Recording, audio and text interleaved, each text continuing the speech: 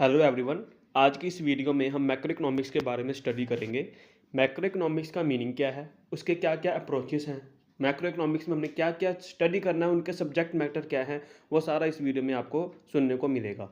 तो आइए स्टार्ट करते हैं सबसे पहले मीनिंग ऑफ मैक्रो इकोनॉमिक्स से। तो देखो, दो ब्रांचेस होती है इकोनॉमिक्स की, एक होती है माइक्रो, एक होती है मैक्रो। तो मैक्रो इकोनॉमिक्स वो ब्रांच है इकोनॉमिक्स में जिसमें हम पूरी इकोनॉमी को स्टडी करते हैं, पूरी इकोनॉमी की प्रॉब्लम्स को स्टडी करते हैं। लाइक इकोनॉमी का इनकम लेवल क्या है, एम्प्लॉयमेंट लेवल क्या है, जनरल प्राइस लेवल कैसा है, इसके अलावा और भी अदर मैक्रो वेरिएबल जो भी इकोनॉमी से रिलेट करते हैं उसके बारे में हमने स्टडी करना है।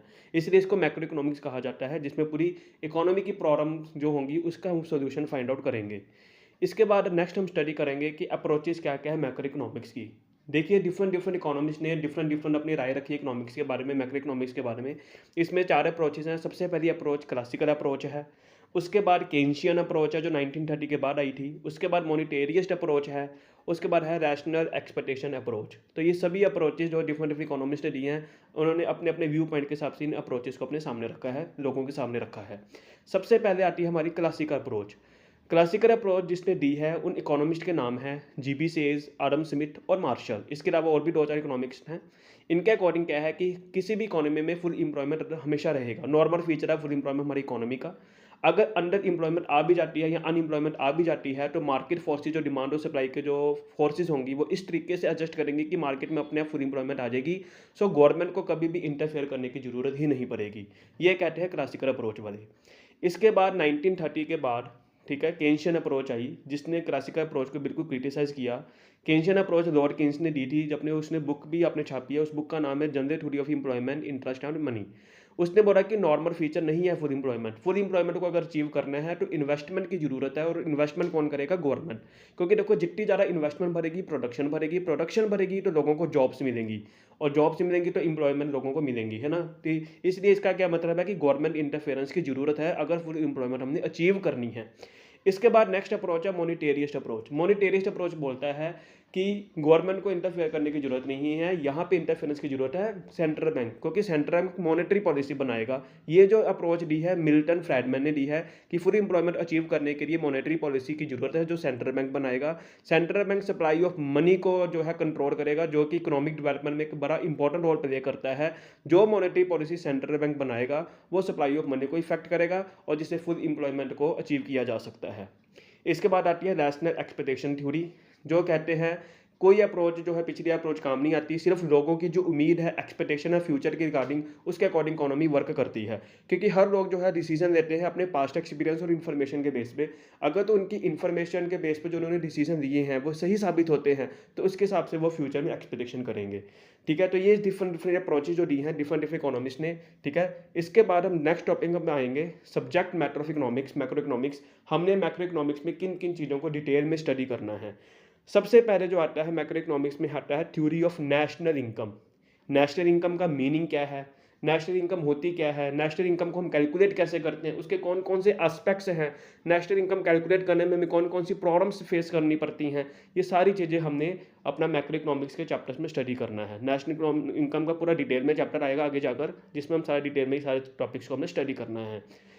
जो सेकंड थ्योरी आती है हमारी, वो आती है थ्योरी ऑफ एम्प्लॉयमेंट। एम्प्लॉयमेंट क्या है, अनएम्प्लॉयमेंट क्या है, फुल एम्प्लॉयमेंट क्या है, अंडर एम्प्लॉयमेंट क्या है, फुल एम्प्लॉयमेंट इक्विलिब्रियम क्या है, अंडर एम्प्लॉयमेंट इक्विलिब्रियम क्या है, वेरियस टाइप्स ऑफ अनएम्प्लॉयमेंट कौन कौन सी हो सकती है इकोनॉमी में। ये सारी चीज़ें हमने माइक्रो इकोनॉमिक्स में स्टडी करनी है। इसका भी आगे जाके एक फुल डिटेल चैप्टर आएगा, फुल फ्लैश चैप्टर आएगा, जिसमें आप इसको डिटेल में स्टडी करेंगे।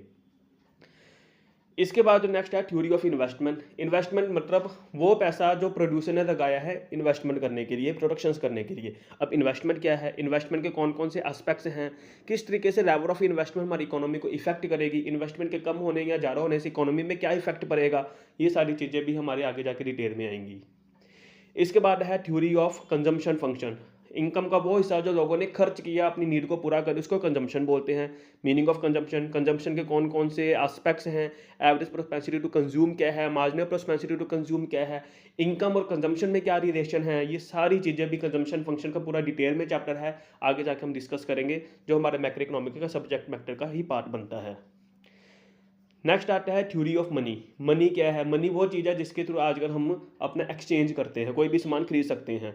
मनी क्या है, डिमांड फॉर मनी क्या है, सप्लाई ऑफ मनी क्या है, मनी की कैसे एवोल्यूशन हुई है। पहले तो मनी नहीं थी, लोग क्या करते थे उस टाइम पे, लोग उसको बदले में उसको एक्सचेंज करते थे। मनी की आज के टाइम में मनी कौन कौन सी टाइप्स की हैं, आजकल लोग पेपर मनी भी यूज़ करते हैं, करेंसी भी यूज़ करते हैं, ठीक है। ये सारी चीज़ें हमने डिस्कस करनी है। इसके बाद आ रहा है theory of general price level. Market में जनरल प्राइस लेवल इंक्रीज हो रहा है कि डिक्रीज हो रहा है।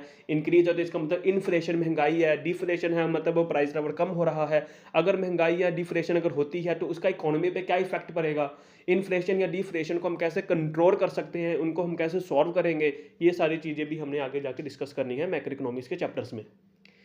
उसके बाद आता है थ्योरी ऑफ इंटरनेशनल ट्रेड। बिल्कुल हर इकोनॉमी का आज का हर कंट्री का दूसरी कंट्री के साथ इंटरनेशनल ट्रेड है, तो उसके लिए हमें एक्सचेंज रेट को स्टडी करना है कि हमने अपनी करेंसी को दूसरी करेंसी में कैसे कन्वर्ट कराना है, ठीक है। दो कंट्रीज के बीच में करेंसीज कैसे डिटर्मिन की जाती है, एक्सचेंज रेट कैसे डिसाइड किए जाते हैं, बैलेंस ऑफ पेमेंट क्या है, ठीक है। बैलेंस ऑफ पेमेंट के क्या क्या टाइप्स हैं, उसके क्या क्या कंपोनेंट हैं, उसके क्या क्या फैक्टर्स हैं, ये सारी चीज़ें भी हमारी डिटेल में आएंगी, पूरा चैप्टर आएगा बैलेंस ऑफ पेमेंट का, ठीक है।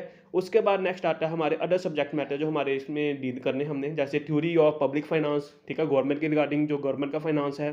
थ्योरी ऑफ इकोनॉमिक डेवलपमेंट कि कंट्री ने इकोनॉमिक डेवलपमेंट कैसे अचीव करनी है, कौन कौन से फैक्टर्स है इकोनॉमिक डेवलपमेंट के लिए, कौन कौन सी प्रॉब्लम्स फेस करनी पड़ती है इकोनॉमिक डेवलपमेंट के लिए, इकोनॉमिक पॉलिसीज़ क्या हैं।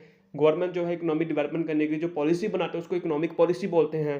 पॉलिसी फिस्कल पॉलिसी है, मॉनेटरी पॉलिसी हमने पीछे पढ़ी अभी, तो ये सारी चीज़ें भी हमने मैक्रो इकोनॉमिक्स में ही डिटेल में स्टडी करनी है। तो होप कि आपको ये वीडियो समझ लगी होगी, जिसमें हमने आज मीनिंग, ठीक है, कंसेप्ट्स और अपने जो है अप्रोचेज डिस्कस की हैं, सब्जेक्ट मैटर डिस्कस किया है। अगर आपको वीडियो पसंद आई है तो आप वीडियो को लाइक करें, अपने फ्रेंड्स को शेयर करें, और अगर आप चैनल पे न्यू हैं तो मेरे चैनल को सब्सक्राइब करके प्रेस करें बेल आइकन, ताकि आपको आने वाली वीडियोस के बारे में आपको नोटिफिकेशन मिलती रहे। तो थैंक यू वेरी मच आज की इस वीडियो में, ठीक है, मेरा साथ देने के लिए थैंक यू वेरी मच।